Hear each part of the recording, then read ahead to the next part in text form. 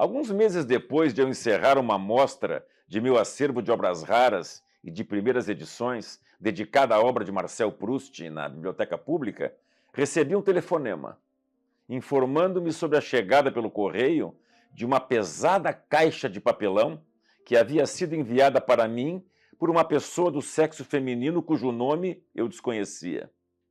Tratava-se de uma pessoa cujo endereço de remetente se situava numa das avenidas mais conhecidas da cidade.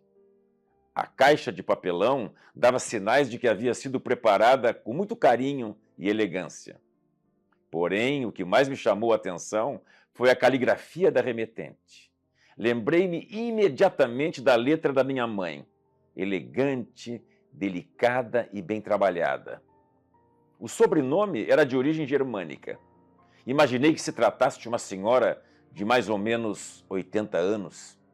Para minha surpresa, havia uma bela coleção das obras de Schiller dentro da caixa, em 5 volumes em alemão, editada em Stuttgart, no ano de 1867. Tanto a capa como o interior dos livros estavam bem conservados. Fiquei surpreso com o cartão que acompanhava a coleção. A senhora escrevia que havia visitado a minha mostra literária sobre o centenário do falecimento de Proust e que ficara muito impressionada com a riqueza do meu acervo e com a qualidade dos textos curatoriais. Ela compartilhou comigo a sua frustração por não encontrar ninguém na sua família que tivesse demonstrado interesse em ficar com seus livros. Pensou então que eu pudesse ficar contente em abrigá-los no meu acervo. Eu fiquei muito emocionado com o presente, de alguém que eu nem conhecia e sabia apenas o nome e o endereço. Pensei em fazer-lhe uma visita de agradecimento, mas depois recuei. Quem sabe algo mais formal ficasse melhor, em se tratando, segundo a minha dedução, de uma senhora de idade mais avançada. Leonor, minha esposa, sugeriu que eu fosse a uma floricultura, escolhesse um buquê de flores e o enviasse para o seu endereço com um cartão de agradecimento. Foi o que eu fiz e acabei deixando a história de lado. Alguns meses depois, recebi outra caixa de papelão, muito bem decorada e com uma fita colorida. Era ela novamente. Abri a caixa, feliz da vida, e que bela surpresa! Era uma edição em alemão das obras completas de Goethe, em 10 volumes, editada em Leipzig no ano de 1889. Eu fiquei eufórico e sugeri a Leonor que fizéssemos contato com ela, convidando-a, quem sabe, para um chá, ou que fôssemos à sua residência para agradecer por sua delicadeza. Depois mudei de ideia. Muitas vezes as pessoas mais velhas preferem que respeitemos a sua privacidade. Decidi que o envio de uma fina caixa de chocolates seria uma inequívoca demonstração da minha gratidão pelo seu gesto tão carinhoso. Eu confesso que fiquei tentado a procurá-la para agradecer pessoalmente, mas não o fiz. Soube depois que ela vivia sozinha, auxiliada por uma cuidadora que a visitava diariamente. Raramente ela saía do apartamento. Já se passaram mais de 2 anos. Eu continuo a colecionar livros e à espera de um novo contato da misteriosa senhora. Acho que ela passou a fazer parte da minha vida como uma parente distante. As histórias que contamos, vistas com mais profundidade, são em grande parte repetições do que ouvimos, vimos ou lemos em algum texto. Eu confesso ser mais um imitador dos escritores que admiro do que um criador de novas histórias. É exatamente assim. Eu sou um copiador, muito mais do que um inventor. Eu sou um réu confesso. A minha realidade é uma mescla imprecisa das minhas percepções objetivas e das minhas fantasias. Quando escrevo, as minhas leituras sempre invadem o meu pensamento. Não raro, ao ver uma cena de amor, lembro-me dos Montecchios e dos Capuletos do Romeu e Julieta de Shakespeare. As traições sempre me remetem à Capitolina de Dom Casmurro de Machado. Os assassinatos que leio nos jornais me fazem recordar de Raskolnikov, de Crime e Castigo de Dostoiévski. Os horrores mais gerais me lembram os contos de Wells e de Poe. E as minhas viagens me fazem pensar em Marco Polo, o grande narrador das aventuras do imperador Kublai Khan das Cidades Invisíveis de Calvino. As minhas histórias se ligam umas nas outras numa trama sem final, como nas artimanhas criadas pela princesa Sherazade para não ser decapitada pelo sultão nas 1001 noites. Eu narrarei às senhoras e aos senhores as circunstâncias da aquisição de alguns livros da minha rara coleção. Houve uma primeira edição de uma coletânea de contos de Kipling intitulada The Day's Work, publicada em 1898. Eu amo aquele poema de Kipling chamado C. Foi Luiz Gomes, meu editor, amigo de Juremir Machado da Silva, quem jurou para mim que Nicolau Gorgola, dono de um sebo em Montevidéu, teria uma primeira edição de Kipling para vender. Eu estava por lá, passando uns dias, e fui encontrá-lo na sua livraria. Nicolau era realmente simpático, como Luiz havia antecipado. Não parou de falar por um minuto sequer. Disse que havia ficado muito feliz por ter sido lembrado como um livreiro uruguaio que possuía uma primeira edição de Kipling. Nicolau e eu, posso dizer, ficamos amigos quase instantaneamente. Enquanto ele empacotava a primeira edição do The Day's Work de Kipling, o carismático e verborreico Nicolau passou a me contar sobre uma velha judia que havia emigrado para o Uruguai e sabia ler a sorte na borra do café.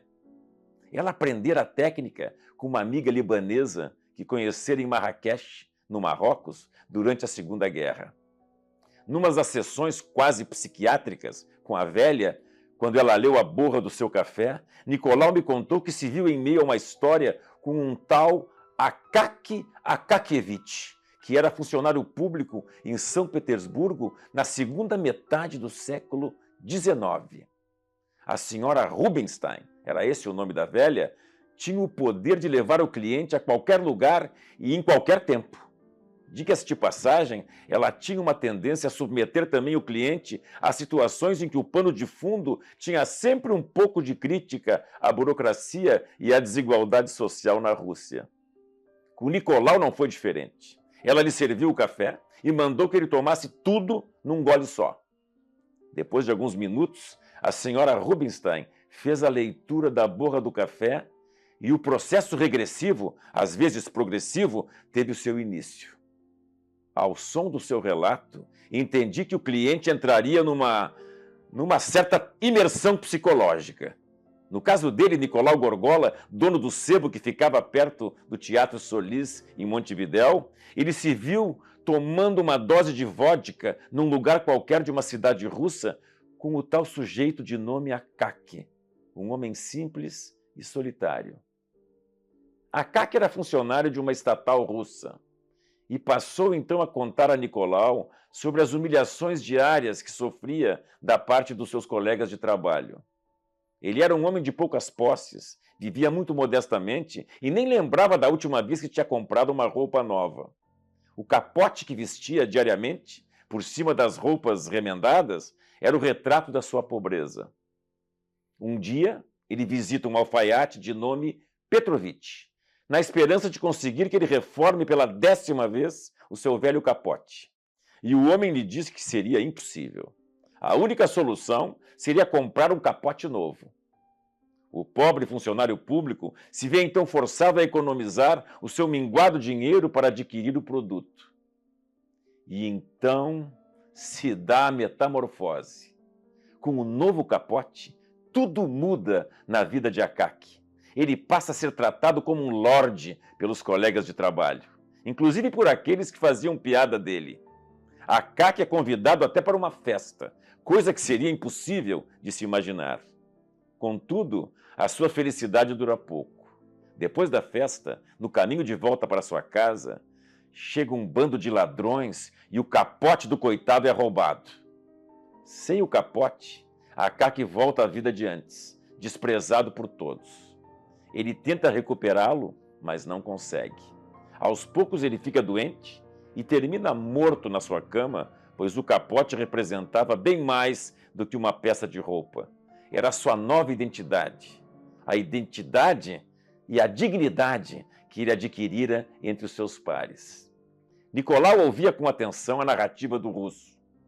Querendo consolá-lo, ele comenta que os seus colegas davam demasiada importância para as aparências e que havia muita desigualdade na Rússia do seu tempo. Diz a Akaki que o que havia lhe passado era o retrato da fragilidade da condição humana, da busca que todos temos por reconhecimento social, e que o seu caso era mais uma prova da crueldade do mundo. Dono de um sebo e leitor voraz, o uruguaio tentou consolar Akaki dizendo que Gogol, Dostoiévski, Chekhov e Tolstói já denunciavam a burocracia russa em suas obras. O russo agradeceu as suas palavras e falou que Nicolau era o único homem bom que ele havia conhecido na vida. Ao ouvir o elogio, Nicolau acorda, paga a consulta da senhora Rubinstein e faz menção de se despedir da velha. Ela pede que ele espere e vai até o seu quarto. Retorna com um livro nas mãos, que recebera de um escritor argentino cego e que adorava Kipling. Fala que o escritor declamava poesias como poucos homens que ela havia conhecido na vida, e que ela e o cego passavam as tardes conversando e tomando café. Ela chora, seca as lágrimas e diz que o escritor argentino achava maravilhoso o fato de ela conseguir falar sobre o destino das pessoas e com tanta convicção. Num final de tarde, ele apareceu em sua casa e pediu que ela lesse a borra do seu café. O cego então perguntou o que ela via nas paredes da xícara. A senhora Rubinstein respondeu que havia coisas que poderiam ser reveladas e outras não. Ele pediu que ela contasse a ele somente o que não poderia ser revelado. Ela então falou sobre o amor, que ele amaria muitas mulheres, mas não seria feliz com nenhuma delas. Depois, ela mencionou os livros que ele escreveria. Eles teriam enorme sucesso, mas não o suficiente para atenuar a sua solidão. Ela falou sobre a sua mãe. Disse que ela viveria ao seu lado durante a sua progressiva cegueira e até o dia em que morreria, como todos nós morreremos. A velha falou de um tigre que alimentaria a sua imaginação e que o faria escrever coisas lindas. Comentou algo doce sobre um tal labirinto, do qual ele jamais sairia, mas que o faria imaginar tantas coisas maravilhosas e que o ajudaria e aos outros a pensar sobre o sentido da existência. O cego então a interrompeu e perguntou se o fato de ele não ter filhos interromperia a marca da cegueira na sua família. Ela disse que sim. Ele então chorou um pouco, aliviado, secou as lágrimas e agradeceu. Nicolau se emocionou ao ouvir o que a velha narrava. Ele então pediu desculpas e disse que teria de interromper a conversa. O seu sebo em Montevidéu tinha a hora para abrir. A senhora Rubinstein beijou o seu rosto, mas antes de lhe dizer adeus, entregou-lhe o livro que queria lhe dar de presente. Disse que era uma das leituras preferidas do tal escritor argentino. Foi assim que adquiri a minha primeira edição de The Day's Work, de Kipling. E o cego da história era Borges, Jorge Luis Borges.